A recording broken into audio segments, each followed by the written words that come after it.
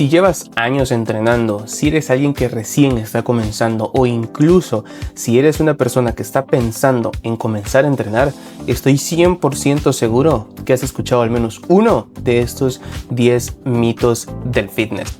Durante todos estos años entrenando y ayudando a otras personas a poder entrenar y alcanzar sus metas físicas, he escuchado estos mitos repetirse una y mil veces. Y es que tanto para las personas que entrenan como para las que no entrenan, seguramente les han mentido sobre el entrenamiento. Escuchando al menos uno, si no es que todos, los mitos que vamos a ver hoy sobre el entrenamiento. Y más allá de ser simples mitos, debemos tomar en cuenta que muchas veces estos mitos o estas creencias son la verdadera razón por la que muchas personas no ven un progreso real y no logran alcanzar los resultados que tanto quieren. Continuando con los mitos, tenemos el mito de que los abdominales queman la grasa del abdomen.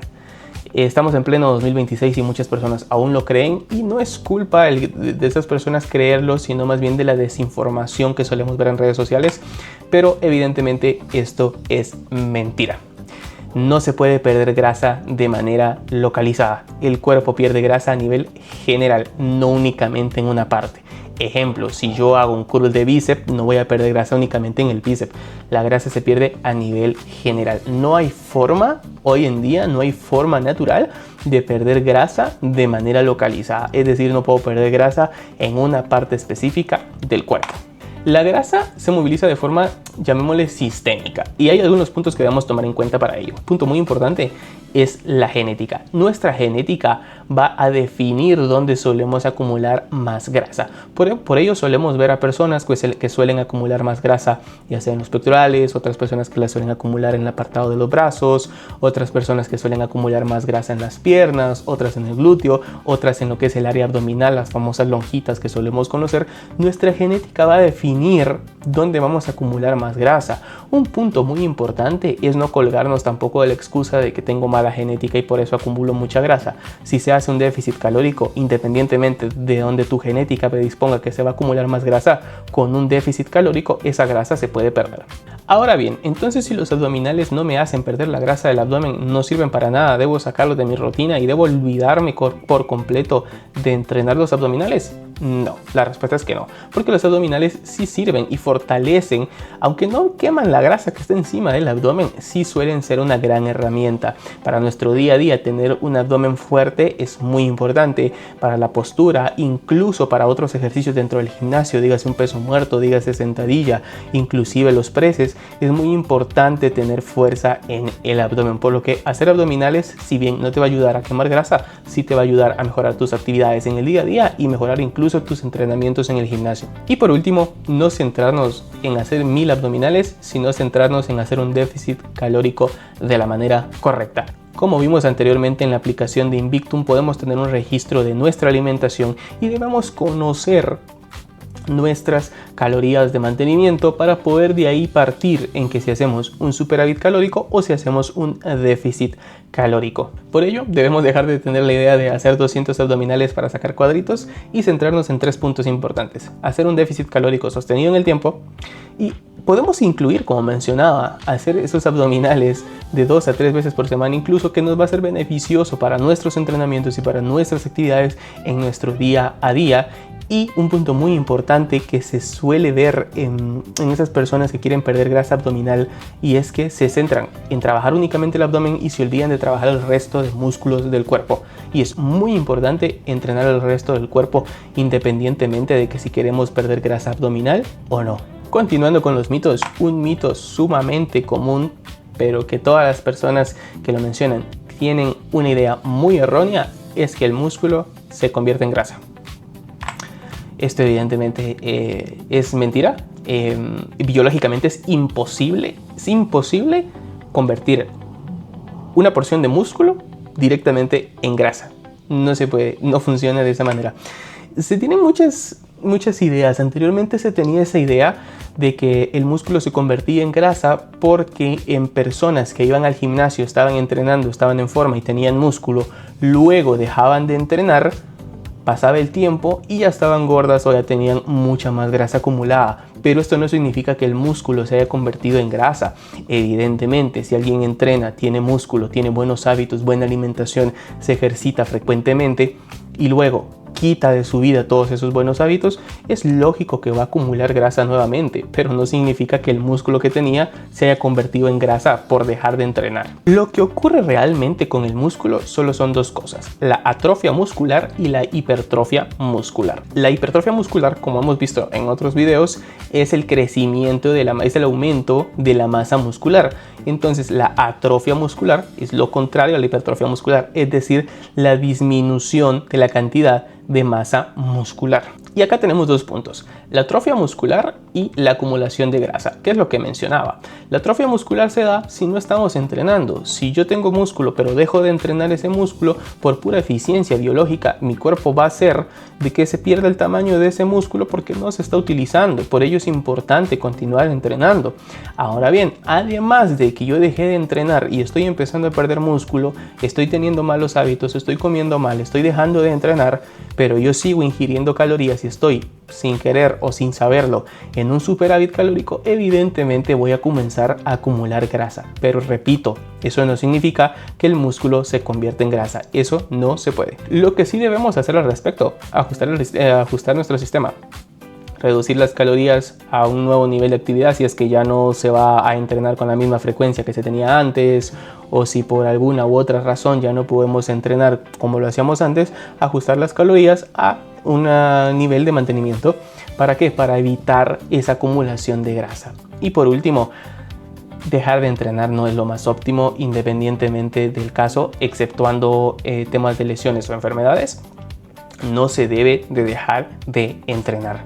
Muchas personas tienen la idea de que no, pero es que yo solo puedo entrenar una vez a la semana o solo puedo entrenar 2 veces a la semana. Para ir 1 o 2 veces mejor no voy. Eso está mal.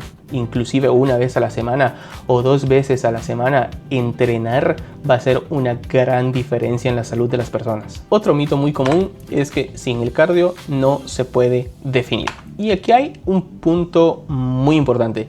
Y es que sí se puede definir sin hacer sesiones intensas o sesiones largas de cardio en el gimnasio, pero es importante saber que el cardio es una de las mejores herramientas que tenemos para poder hacer una pérdida de grasa, para poder apoyarnos en ese déficit calórico. Ahora bien, la definición depende de 2 factores. Ninguno es el cardio, evidentemente. Para estar definidos, lo que debemos tomar en cuenta es tener un porcentaje graso bajo y a la vez tener músculo. ¿Qué sucede en muchos casos? Muchas personas dicen querer definir cuando no tienen masa muscular creada previamente. Sí tienen grasa, pero no tienen músculo. Entonces, hacer una definición, no hay nada que definir ahí. Por ello se tiene que tener una buena cantidad de masa muscular para poder hacer una definición. Ahora bien, el otro punto es: muchas personas sí tienen una buena cantidad de masa muscular, pero tienen un porcentaje graso demasiado elevado. Entonces se necesita perder toda esa grasa extra para poder verse definido. ¿Esto principalmente es debido al cardio? No, pero insisto, el cardio es una herramienta excepcional para esos procesos de pérdida de grasa y para los déficits calóricos. ¿Cuál es el proceso correcto entonces para hacer una definición real? Para eso lo dividí en 4 pasos. El primero sería construir músculo. No vamos a caer en una definición para poder estar marcados cuando no hay nada que marcar. La base de una definición es haber tenido músculo antes, tener ese músculo para poder hacer esa definición. El segundo punto es hacer un déficit calórico moderado. Acá coloqué que es moderado, pero es muy importante que esto es muy individual. Una persona con sobrepeso no va a tener que hacer un déficit calórico leve. Una persona que esté con un porcentaje graso muy bajo no tiene que hacer un déficit calórico muy agresivo. El déficit calórico y las calorías que tengamos en ese déficit es muy individual. Depende de cada persona, depende de su punto de partida, de su nivel de compromiso y de la meta que tengan, por lo que no hay una cantidad específica de calorías que debamos hacer en un déficit. El siguiente punto es mantener la intensidad de entrenamiento. Lo que vimos anteriormente en la aplicación de Invictum, debemos tomar en cuenta los datos de nuestros entrenamientos. Al estar en un déficit calórico, debemos tomar en cuenta el volumen de entrenamiento y la fuerza en nuestros entrenamientos para que la fuerza y el volumen no se vea afectado a pesar de estar en un déficit. Si yo estoy haciendo un déficit y yo veo que en mis entrenamientos el volumen de entrenamiento lo bajé drásticamente y la fuerza en mis entrenamientos bajó drásticamente, evidentemente estoy haciendo una mala definición en la que no solo estoy perdiendo grasa, sino que también estoy perdiendo grandes cantidades de masa muscular.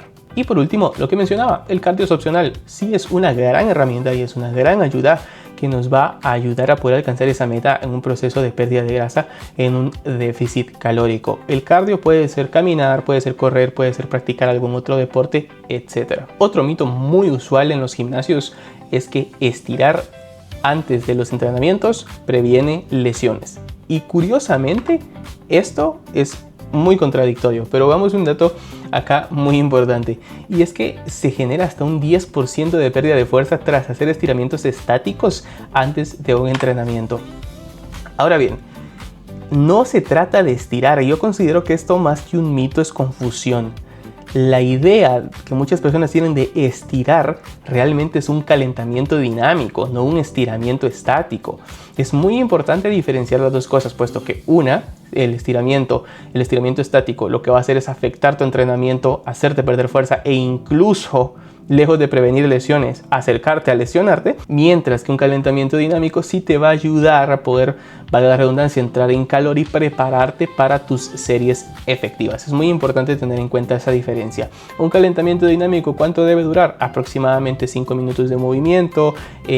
También se debe tomar en cuenta hacer las series de aproximación, que ese es un punto muy importante. He visto muchas personas hacer ese calentamiento y sus series de aproximación de manera errónea.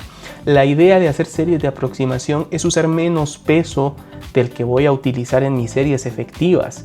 Un ejemplo, si mi primer serie efectiva en un press inclinado con mancuernas va a ser de 90 libras, no tiene sentido que yo esté calentando con 75 libras.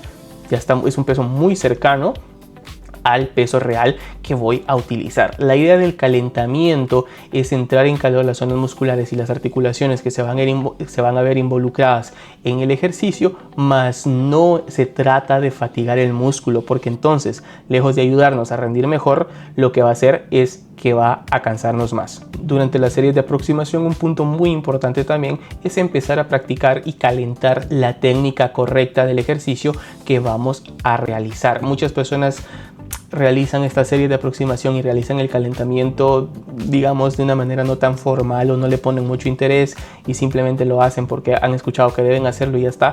Pero realmente un buen entrenamiento parte desde un buen calentamiento previo a iniciar la sesión de entreno. Por último, tenemos uno de los mitos más escuchados, uno de los mitos más practicados en los gimnasios, que muchas personas lo hacen tal vez de manera inconsciente. A mi punto de vista, ya lo vamos a ver un poco más a detalle, es incluso por ignorancia o por confusión de términos, más que por realmente creer que sea así. Y es cambiar la rutina cada 4 o 6 semanas, o incluso personas que semana a semana cambian su rutina. El punto es cambiar la rutina. Esto evidentemente es mentira, porque se suele tener la idea de que los músculos se acostumbran y entonces al músculo estar acostumbrado yo debo cambiar mi rutina. Esto no funciona de esta manera. Lo único que hace el estar cambiando de rutina frecuentemente es que va a afectar nuestro progreso. ¿Qué sucede? Muchas personas piensan de que el músculo se acostumbra, que el cuerpo se acostumbra a estar haciendo los mismos ejercicios todas las semanas. Entonces, cuando el cuerpo se acostumbra a esos ejercicios, dejamos de ver resultados, dejamos de ganar masa muscular o dejamos de perder grasa. Y esto no puede estar más alejado de la realidad. Y es que cuando nuestro cuerpo se acostumbra a un ejercicio, se está acostumbrando al patrón de movimiento, lo cual es beneficioso mantener una rutina a lo largo del tiempo. Un ejemplo, para lograr alcanzar un buen peso en un ejercicio se debe hacer muchísimas veces, se debe tener muchos entrenos, muchas repeticiones, muchas series a lo largo del tiempo. Si yo estoy cambiando mi rutina cada 2 semanas, cada 3 o cada 4 semanas, yo no voy a poder progresar en el tiempo en pesos ni en la calidad de mis entrenamientos en esos ejercicios en específico. ¿Qué sucede? ¿El cuerpo se acostumbra o se adapta a esas rutinas que estamos repitiendo? La respuesta es que sí, pero se adapta al movimiento que hacemos, lo cual es bueno. Un ejemplo, en un press blanca plano con barra, si yo realizo mucho este ejercicio, evidentemente mi cuerpo se va a acostumbrar a ese movimiento y lo que va a pasar es que va a ser un movimiento más natural para mí y yo me voy a sentir mucho más cómodo realizando el ejercicio que ya he realizado muchas veces. voy a poder prevenir incluso lesiones porque estoy acostumbrado a ese movimiento y voy a poder tener una sobrecarga progresiva real, porque tampoco puedo tener una sobrecarga progresiva en el tiempo si estoy cambiando ejercicios cada 2 semanas. Porque ¿qué sucede cuando nosotros cambiamos de ejercicio de una rutina a otra? Es que se reinicia la curva de la técnica otra vez. ¿A qué me refiero con la curva de la técnica? Es que cuando nosotros estamos entrenando, en la primera sesión, la primera vez que hacemos un ejercicio, nosotros tenemos que ver cómo estamos haciendo ese ejercicio, la técnica que estamos haciendo en ese ejercicio, si lo estamos ejecutando bien, el peso que estamos utilizando en ese ejercicio. La primera vez que lo hagamos no va a ser el peso correcto que deberíamos utilizar. ¿Por qué? Porque yo puedo, al ser un ejercicio que yo no he hecho antes, yo puedo colocarle menos peso del que debería usar o puedo colocarle más peso del que debería usar. A diferencia de cuando mantenemos nuestras rutinas en el tiempo, nosotros sabemos el ejercicio que estamos haciendo y, como vimos anteriormente en la aplicación de Invictum, podemos tener un registro de los entrenamientos y ver el peso que hemos utilizado en sesiones anteriores, tener un peso objetivo para nuestros entrenos y ver qué pesos vamos a ir moviendo durante el tiempo. Mientras que si estamos cambiando de ejercicios en nuestras rutinas, esa sobrecarga progresiva se rompe. Y lo que mencionaba anteriormente, esas adaptaciones neuromusculares son a nuestro favor. Que el cuerpo se acostumbre a un movimiento nos ayuda a nosotros. Y es que muchas personas dejan de progresar en el gimnasio, tanto en resultados de ganancia de masa muscular o pérdida de grasa, como en la propia fuerza. Muchas personas me han preguntado que cómo se llega a tener fuerza en un ejercicio. Pero claro, ves sus rutinas y esta semana hicieron un ejercicio, a la siguiente semana hacen otro, a la siguiente semana hacen otro y a la siguiente semana hacen otro. No tienen consistencia en la rutina. Entonces, al estar rotando de ejercicio en ejercicio semana a semana, no se llega a estandarizar una técnica en un ejercicio en específico y no se puede llegar a progresar de manera correcta. ¿Qué podemos hacer al respecto en un estancamiento? ¿Qué es lo que mencionaba anteriormente? Lejos de cambiar la rutina, podemos hacer alguno de estos 3 cambios, que es aumentar el peso, aunque sea 5 libras, o incluso en algunos gimnasios se tienen esos discos muy pequeños de 2.5 libras. Que es un aumento. Eso también es sobrecarga progresiva. Sobrecarga progresiva no es simplemente agregar en un press plano con barra, por ejemplo, un disco de 25 libras. El agregar 5 libras más ya es sobrecarga progresiva y eso nos puede ayudar. Otra cosa que podemos cambiar para poder salir de un estancamiento es sumar una repetición, aunque sea con el mismo peso. Es decir, aumentar el volumen en las repeticiones que hacemos en un entrenamiento. Esto con la intención de poder adaptarnos mejor al movimiento, de poder generar esa adaptación muscular y poder evitar estar estancados en un peso durante mucho tiempo. Y lo que mencionaba, aumentar el volumen, hacer una serie más. Pero aquí hay un punto muy importante, no se trata únicamente de aumentar el volumen de entrenamiento sin pensar, sin saber y al azar, sino de saber el volumen de entrenamiento máximo que nosotros podemos tolerar, es decir, el volumen de entrenamiento máximo del que yo pueda recuperarme para mi próxima sesión de entrenamiento. Que ese también es un punto muy importante. Muchas personas no progresan en el gimnasio, no progresan en cargas, en los ejercicios, por el hecho que se están sobreentrenando, hacen demasiadas series de demasiados ejercicios y al final no están progresando en ninguno. Estos fueron los 10 mitos del fitness más comunes. Próximamente voy a hacer una parte 2 y estoy seguro que más de alguno de estos 10 o lo escuchaste o incluso lo aplicaste, pero en algún punto de tu entrenamiento o incluso personas que no han comenzado a entrenar pero que quieren hacerlo, los han escuchado. Y es que hay algo muy importante que debemos tomar en cuenta. Lo que de verdad separa a quien progresa del que no son estos mitos del fitness que solemos escuchar, es tener un sistema claro y definido. ¿A qué me refiero con un sistema? Tener registro de nuestros entrenamientos, registro de nuestra alimentación, tomar en cuenta las métricas importantes de un entreno, dígase las repeticiones, la cantidad de series que hacemos, los ejercicios que hacemos, el volumen que hacemos de entrenamiento, la estimación del 1RM, entre otros factores, y decidir, basado en esos datos, qué hacer y cómo entrenar, cómo alimentarse y no simplemente dejar llevarse por las sensaciones. Por ello es que construí Invictum. Actualmente tenemos las 25 plazas Founders. Para estos fundadores que entren a Invictum van a poder tener el precio de fundadores toda la vida, independientemente de las actualizaciones que se den con la aplicación, van a mantener ese precio. Una vez se cierren esas 25 plazas, evidentemente ese precio ya no va a estar disponible. Próximamente voy a hacer otro video sobre otros 10 mitos del fitness. Y recuerden, la disciplina es libertad.